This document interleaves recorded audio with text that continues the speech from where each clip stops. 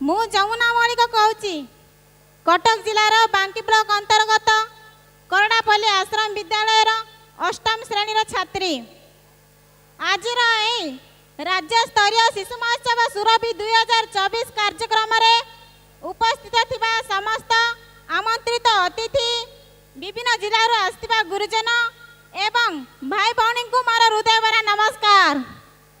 यही कार्यक्रम करडापल्ली आश्रम विद्यालय भौणी माने शिक्षा कृषि स्वच्छता एवं निशा निवारण को आधार करी एक सुंदर आदिवासी लोक नृत्य परिवेशन करने को जाउछंती। आसंतु तांको आमे जोरदार करताली माध्यम स्वागत करिवा। धन्यवाद।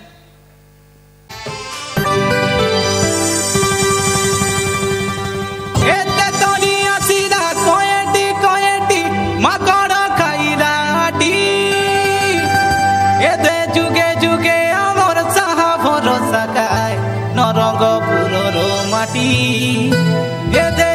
जुगे आमर चाहा भरोसा गाय नरंगपुर माटी।